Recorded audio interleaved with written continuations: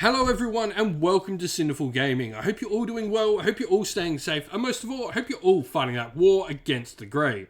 Today's video I'm going to start collecting Kings of War Ambush. This is a brand new type of game for Kings of War found in the latest compendium for the game that focuses on smaller sized games. This is great for brand new people getting into the system that want to play a rank and flank game but maybe don't want to start with quite so many models. This follows the same core principles of rules for Kings of War, though it does have some different alternate organization options allowing you to create armies a lot quicker and get playing those games. Now in this video we're going to focus on the Halfling army box set. I'm going to look at how we can use that to start our Kings of War Ambush army, and then eventually we can look at maybe expanding that into a full Kings of War army down the road. Now we're going to talk about the contents of the box set, what they can be used for and how they're sort of used on the tabletop, and then we'll look at some other units we can use to maybe expand upon this initial box set after we've done this purchase. We'll then finish off the video with a little sample army list of 750 points for you to use as some inspiration for starting your own Kings of War army for the Halflings. And so, to begin with, first of all, we get 40 Halfling infantry models in the box set. These are really cool. These can be built in a couple of different ways. You can build them as Halflings with rifles. This can be a ranged unit option, or you can build them as Halfling Braves or Spear Spikes. So you can have hand weapons, shield, spears, or you can have some rifles on them as well. Pretty cool stuff for being able to build your Halflings in a variety of different ways. Halfling units are generally around 20 models. This will be for both your Spikes and your Braves, though your rifles will come in units of 10 in a troop before they come in a regiment, which is the 20 model sized unit. So you can build them in a couple of different varieties. All Halflings, and this is going to go across everything Halfling, have the Spell Ward ability where all spells, both friendly and enemy, targeting this unit suffer a -1 to hit modifier. Note that a natural unmodified 6s still will always hit. And they can take the special Relentless rule, which is an army special rule. Once per game, when the attacking unit is in melee that currently has at least 1 point of damage, that unit can reroll up to 3 of the dice that fail to hit. So pretty nice little ability. Generally pretty cheap for like 5 points on most of your units. It's nice to have. Now, we've got some cool stats, speed of 5, and then we've got the melee of 5 and a defense of 4+ on a lot of the units, though we do have the defense of 3+ on the Halfling rifles. And those Halfling rifles are an 18-inch range piercing 1 rule with steady aim, and what steady aim will do is mean you're not suffering the -1 penalty for moving and shooting. We then also have 20 Halfling Cavalry. Now these can be built as Wild Gunners, which are the ranged unit you can see there with the option to take some black powder weapons. So they can see in the picture there, we've got the black powder weapons on them. With the rifles, it's the same sort of symbol rules as we had for the Halfling rifles on foot, just they're going to be mounted on the miniature Alvarezes, which are cool doggo cavalry you see pictured. We then also have Wild Lancers as well, which are a fun unit. They're going to be mounted on Arrowlezes as well. They're going to have the Halflings and Ravenous keywords on them. And they've also got rules like Thunderous Charge, where they're going to get some additional power on that charge. And Iron Resolve as well is going to be really nice for them. What this is going to allow the unit to do is, if their unit is steady as a result of a nerve test, it regains 1 point of damage previously suffered as well. Moving into the other more interesting units, I think, we have the Harvester, one of the monster options for the Halflings. This is, the giant lawnmower you can see being pushed around by the troll with a Halfling on the back.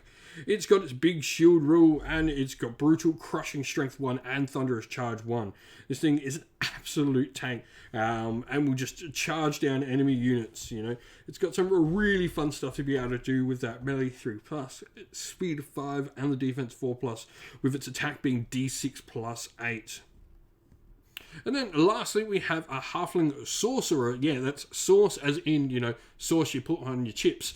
On Arrowlez. So Sorcerer is one of the hero models we get available to us. Normally they're infantry, though this one, because it's mounted on the Arrowlez, will be a cavalry model. And then you have the Gastromancy rule, where, unless disordered, immediately before giving this unit a movement order, pick one of the following special rules and roll 3 dice. If any of the dice score was a 4+, apply the special rule to this unit at the start of the movement phase. If the value listed of the special rule is N, is equal to the number of dice roll on a 4+. So you can give a bunch of stuff out. Now he's also got the individual rule and the spell ward rule, which is really nice. So you can put out a bunch of stuff as well. So a really nice sort of support character for your army. And so where can we look for some other units? I think certainly Halfling stuff is absolutely amazing from Monty. They've got so much character to a bunch of their units, and they really are nice models. The first one of these is the Forest Troll Gunners. Now, these are one of the large infantry units available to the unit, and you can take them in regiments or hordes. Now, only regiments would be allowed in an ambush game, as you can only take maximum of troops or regiments. Now, they have Crushing Strength 1, the Pathfinder rule, and Regeneration 5+. They've also got their pintle guns with a nice 18-inch range as well. Those pintle guns are packing out a decent amount of heat, which is really cool.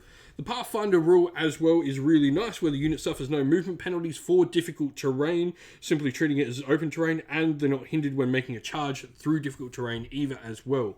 Regeneration does pretty much what you think it would do. It's going to allow the unit once per turn when it makes a movement order, including halt. Before doing anything else, you roll a number of dice equal to the amount of damage currently on the unit, and for every result of N or higher, the unit recovers 1 point of damage previously suffered. This can be, really, really good. Roll hard on this, and you pretty much remove all damage from your unit. Now, the other unit we're going to talk about is the Aeronauts. These are really, really cool. A large cavalry unit. They have the Blast D3 rule, Crushing Strength 2, Fly, and Pathfinder rule as well. They've got an attack value of 9, speed is 7 there as well. And in melee, this unit will always hit the army on a 4+, regardless of any other modifiers as well. So some cool, offensive bonuses as well. Then we have a giant beast. That is the Iron Beast, the Titan itself. Now, this thing has the aura of Spell Ward, Crushing Strength 2, Strider, has a Halfling handgun for an attack 5, piercing 1, and steady aim. It also has the Pride of the Shires, an option it can take where it gains the Inspiring Aura Headstrong special rule for an extra 30 points. Attack of D6 plus 10 is insane, and its speed of 5 melee 4+, range 4+, and defense of 6+ is amazing as well.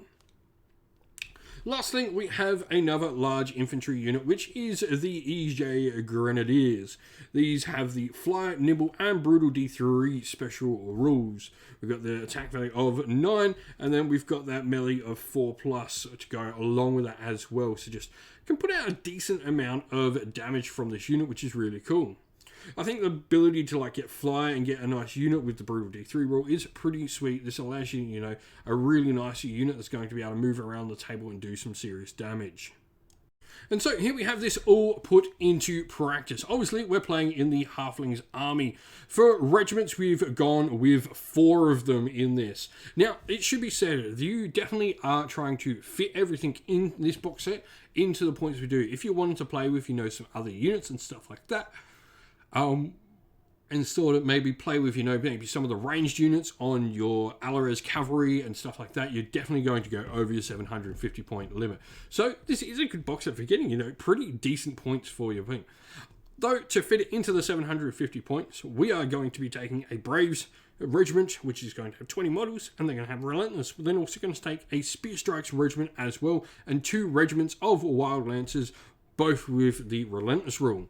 We then have our Harvester and the Sorcerer mounted on the Alares as well. This would come to a perfect 750 points on the nose for the Halflings. 4 regiments and troops, this allowing us, a maximum of 4 unlocked units, but we've only used 2 of those, one being the Harvester, one being the Sorcerer as well. I really do like our Halflings. I think there's a ton of cool miniatures you can build from the kits inside the Initial Start Collecting box, plus looking at some of the amazing extra units you can add to this force. It is one of the most, I think, unique forces we've seen from Kings of War. If you've been playing with the Halflings in Kings of War, I'd love to know how you've been going and what you want to do with them, especially what you would do with this box, down in the comments below. And so that is the end of the video. We hope you all enjoyed it. If you did, please don't forget to leave a like and subscribe to the channel. If you haven't already, come and join our Discord and join in the conversation there. We chat all things wargaming and other things besides as well. If you'd like to do that, you can come join via the descriptions linked to the server. Now, also linked down in the video's description is the best ways to support the channel via Patreon or YouTube members, or indeed grabbing some merch from our merch stores on either Teespring or on Ko-fi. As a special thank you to everyone who does support the channel on Patreon and YouTube members, we'd like to give you all a shout out. So thank you to our Patreons, Christian Weir, Soren, Kenny Lowe, Outer and Shot First, Andrew Bowen, Nathan Fee, The Rising 8, Q Dynamic, Anthony B, JJ Austrian, Average Wargamer, Domir, Mark Harvey, James Cater, Bloobs, Benjamin Swallows, Red Martin, Aaron DeHaven, Kevin Bowman, and Iron Grinch. And a special thank you to our YouTube members Green Roots Gaming, Ronya, Lock Lorick, The Johnny84, David Ellsworth, Wolfric Nick, Broken Chef, Ariana Edwards, Revenar, Pink Nico Fire, Robin Man Killer, Monty's Tabletop Terrain, John Castle, Davis Weir, and James South. Lastly, a special thank you to Lady Witchfox Art, who does all the amazing artwork for the channel as well. Couldn't do this without you. Thank you all to everyone for watching once again. Don't forget to like and subscribe and drop a comment down below. Stay safe, stay well, and most of all, keep fighting that war against the Grey. Ciao for now.